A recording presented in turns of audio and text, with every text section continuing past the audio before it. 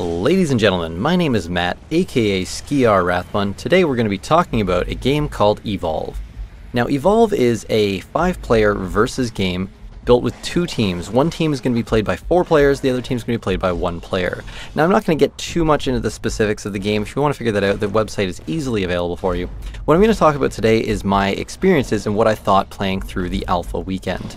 So the game retails for $60, and it's made by Turtle Rock Studios, as I said, which are the creators of the Left 4 Dead series. Now I'm going to be calling in a bit of a contrast between that game and this game because in all honesty it shares a lot of similarities. Plus I think most people played Left 4 Dead, so it's a good point of comparison. Now when you turn on the game, the first thing you're going to notice is there is a ton of loading screens. Now this is a technical alpha, so I'm just going to just put stars here right now. Hey, this is the alpha. I know it's the alpha. It's not the final build, so this is just my opinion of the alpha. However, I think that the alpha for alphas that I've played through is actually really far along compared to most of them that kind of feel like a half-completed game. This one feels almost completely finished already. Now the game was originally scheduled to release in October and then they pushed it back. So what that means is that basically they felt like the game was supposed to be ready for now, which is probably why we're seeing it so polished and so far along, but I'm glad to see that they've held it off because I do think it still needs a little bit of work. Okay, so one thing that this game does really well that I think is really cool is basically there's 5 roles to choose from. Every single class is actually really different from the other ones. So what you're going to do is you're going to set your priority of what you prefer to play before you jump in, and then the game's going to do its best to give you your highest priority option. If it's available, if you match with somebody else, you might get your second or third choice, but it's pretty nice because generally the classes that you don't want to play, that you put last, you'll almost never touch. So that's really cool, and then you jump into the game and you're going to be playing as either one of the 4 special classes or the monster. So first let's go quickly over how I felt about the monster. Now at first I was really excited and I thought, oh, I'm going to want to be the monster like every single game. And after trying him out a few times, I actually found that he wasn't as much fun for me. I kind of preferred to be on the hunter's team. Even if I had to play with random people I didn't know, I actually was having a lot more fun doing that. Now the monster's going to have a few things he focuses on. Mainly your priority is to eat. Eat basically fills up this experience bar. Once you have maximum experience, you can evolve. You can evolve twice up to, first time you're going to go to level 2, you get a few more points to put into your abilities. The next time you're going to go to level 3, which basically lets you max out most of your abilities. And the game really doesn't change too much, except your monster gets a little bigger and stronger and has a little more health. Once you're level 3, you can also go and kill this battery thing that kind of ends the game. Most matches were anywhere from about 10 to 20 minutes for me, and it was actually pretty fun and the pacing wasn't too bad. Now the thing that I found frustrating as the monster is when you're being chased down, the hunters are actually really annoying. There is 4 of them, and the maps are not overly large. Now you move significantly faster than the hunters with this kind of leap forward ability, but you do have limited charges, so you can only do that so many times. Honestly, one of the best things you can do as the monster is kind of get away from them, hide for a little bit, not move too much, and then they might actually spread out in the wrong direction and miss you. When it comes to actually fighting the hunters, if you get caught early on, generally the best thing you can do is try to just avoid damage and then run away again. Now this cat and mouse hunting gameplay style isn't a bad idea, but I did find that it was a little bit frustrating that the fighting portion of the game was so tiny in comparison to the hunting portion. Kind of what you're going to do is you're going to try to hunt down the monster for maybe about 20 minutes. Now if you ever successfully catch him at an early level, you're going to absolutely slaughter him and he really doesn't stand much of a chance, so it's not really that fun if you do get a hold of him early. So the entire game is built around him basically getting a good chance to escape. Now the bulk of my time I've spent playing as the hunters, so that's the biggest part of the video I'm going to be showing you guys. So as the hunters, you're a team of 4, you're going to try to trap them down. Now I won't go through every single character's individual abilities, but basically the medic heals, the trapper traps, and the big soldier guy does big soldier things, and the support is actually kind of a neat class because he can do a little bit of both. So I found myself actually really enjoying the medic because basically I got to control the health bars of everybody on my team, and since there's so many little skirmishes with the monster, it's kind of an important role to make sure that everybody does get topped off and that you can kind of boost your own health back up.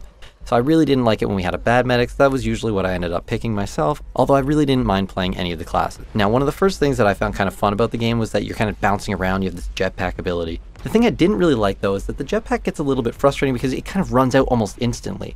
Now I understand why this happens because when you're actually engaging the monster, the jetpack is incredibly overpowered, but when you're hunting him down, it would be really nice to not have to just stand on the ground and kind of wait for this thing to recharge all the time.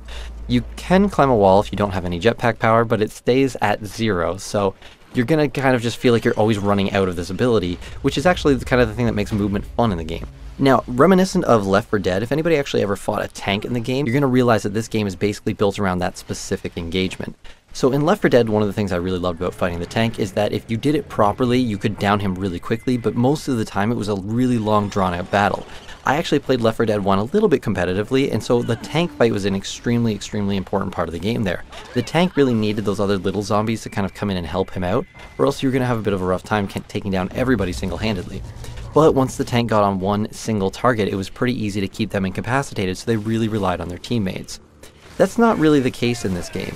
In Evolve, when the monster gets on a target, it's actually a little bit hard to stick to them, because if they have enough jetpack power built up, you can kind of just boost yourself really far away from him, while the rest of your teammates have enough abilities that are really, really annoying and harassy, so it kind of draws him away from the primary target he wants to get. So you end up just kind of smashing whatever's close to you. Now again, this is the alpha and I didn't play too much of the monster, but I did find that most of the games that I played through, the engagements were a little bit lackluster. They weren't as much fun as I was hoping because most of the game was built around this hunt. The other thing you have to watch out for is that there's a lot of things in the environment that will absolutely one-shot you or at least pin you, and then your teammates are going to need to come and rescue you. For example, you might walk past a big carnivorous plant that's just going to bite you and then whoop, all of a sudden you're completely gone. If your teammates shoot it, it will let you go. If not, it will actually kill you on your own. This basically entices you to stick together as a team. You never want to wander off on your own because you never know when something's going to grab you and then you're completely done and taken out of the game. Again, this feels exactly like Left 4 Dead. When the hunter jumps on you or the smoker grabs you with his tongue, there's really not a whole lot you can do and you really rely on your teammates.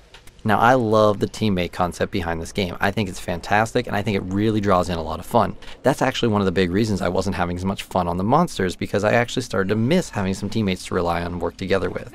The abilities synchronize really well. There's not really any that I would say are completely useless, so it's pretty nice. And if used correctly, you can definitely have some really cool strategies. I'm really looking forward to seeing how this game evolves as time goes on. Yeah, that pun was a little bit intentional. When you're running around chasing the monster and you don't really know where he is, there ends up just being kind of like footprints everywhere. You don't really know what you're kind of supposed to be doing next, and you just kind of jump around the map hoping for the best. It's like in an FPS when it comes down to the last two players and they don't know where the other guy is, they just kind of jump around and everyone has to watch for a minute. It's kind of what it feels like. It's not really that engaging or fun. Most of the time you will be on the monster's tracks, so it's not terrible, but it is a little bit drawn out. Now, the battery thing he can kill at the end is not really an overly important objective. I don't think I had a single game where the monster actually killed that. Now, the only thing is that because it globally announces when the monster hits level 3 and is allowed to fight this battery, it means that there's never any danger. You don't really need to guard it, because the second you get that announcement, you can always jump back to that point on the map and cover it anyways. I have heard of a few people having trouble with this, but it means you're really not paying that much attention if you do lose your battery. So basically, the only ability that matters early on in the game is the Trapper's Net.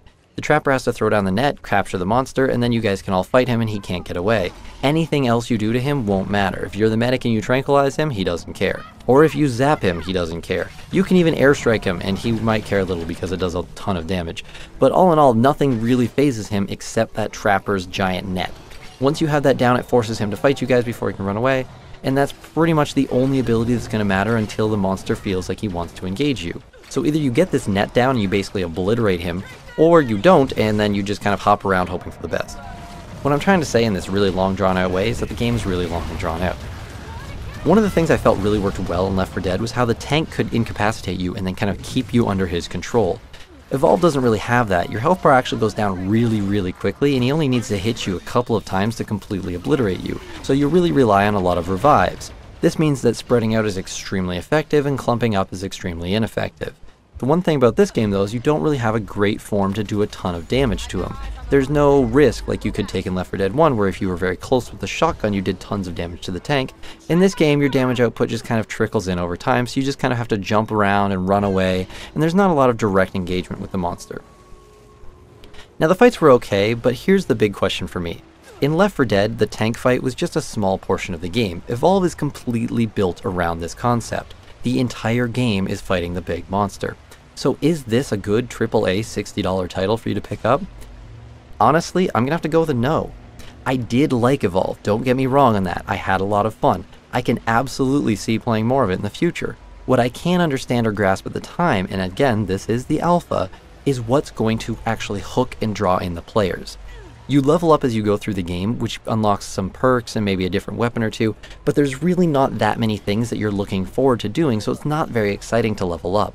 There are a variety of maps that get randomly allocated to your game, so there is a little bit of a shift in scenery, but they're all very similar. I can't honestly tell you one stood out over the other. They're pretty much all kind of a dark, jungly area with one humanized structure of steel built somewhere in the level that generally contains your battery. They're all so similar in fact that I can't actually name a single one off the top of my head while I'm talking about this that's different than any of the others, and I played about 30 or 40 games of Evolve over the weekend. So this brings us back to our initial issue. What's going to keep players hooked? I know my friends and the people that I spoke to that played the game, they really didn't find they wanted to keep going after the alpha this weekend, which honestly is fair enough. So one of the things this game's really going to have to deliver on between the alpha and the final build is something that kind of gives it the longevity. Now let's look at the other big popular games in the world right now. League of Legends is a fantastic example as the world's most popular game currently. League has a new champion come out all the time. This actually really kind of shakes the game up. Evolve doesn't really support this kind of system as well because you can't really deliver new classes constantly as it's kind of built around these four specifically. Most games are also picking up a lot of passive income from things like skins or maybe additional weapons or ability types. Evolve doesn't really support that as well either. There's only so many abilities you can use and there's probably going to be one setup for every character that's considered the optimal best way to play. It really doesn't cater to a lot of different changes. So they can't really release new characters, they can't really release a lot of new abilities. They could definitely implement more monsters into the game, which I expect we're going to see, but in all honesty, that really doesn't alter the game that much. You're chasing a different monster, you might use a different set of abilities to take down the one that flies compared to the one that's more on the ground, but there's really not that much of a change for most games. You're probably going to do the exact same thing over and over, and the thing that keeps games fresh that are the exact same thing over and over and over is usually some type of big shift. I don't see Evolve delivering on that. The game is absolutely gorgeous, but there's really not that much going on. I would have expected this game to maybe be around the $20, maybe $30 price range as a high note. I'm pretty shocked it's coming out as a full price AAA title. Now, I do think that a lot of hardcore fans are going to absolutely love that, and I'm just going to kind of throw this out there so you guys don't bash me right away in this video. Yeah, there are going to be some people that play Evolve like 100 hours every week and they just love it, can't get enough of it, and just keep repeating the same thing over and over. I mean, let's look at Counter-Strike. People are still playing that, and really it doesn't come out with a whole lot of new. There have been a few new releases of Counter-Strike, but it's the same thing pretty much over and over. However, the difference with Counter-Strike is that everything's on kind of a level playing field. Plus, most of the game is engaging each other. Most of Evolve is not engaging. Most of the game is actually chasing. Now that part of the game I think is going to get really kind of redundant and boring for players, so I think it's a little bit unfortunate, but I'm hoping maybe they'll come up with a game mode or something that I'm not aware of that will kind of boost this game and bring it more into a higher level of popularity. For the time being though, it's the alpha. I think it's great, but it's limited. If you really like Left 4 Dead's versus mode and fighting the big tank monster, you're probably going to have a lot of fun with it. But I don't know if I would pay $60 to go fight the tank in Left 4 Dead. I think the rest of the game really brought it together, plus most people I know waited until that game was on sale for about $20 anyways. So I think the price point is going to be a big issue with Evolve, and I've already seen a lot of discussion popping up online for that. Personally, I'm going to stay tuned, I'm going to check it out whenever they bring out maybe an open beta for me, and I may end up picking up the final build. We're going to have to see, depending on how the game evolves over time. Anyways, my name is Matt, aka Sciar Rathbun. Those are my thoughts on Evolve. Hope you guys can appreciate what you're seeing here and get a little bit of a glimpse of the game. Let me know what you guys think down in the comments below. You can tell me how right or wrong I am, and I will catch you guys next week. Don't forget to subscribe on YouTube and follow me on Twitter at MattSciar. Thank you guys, and see you soon.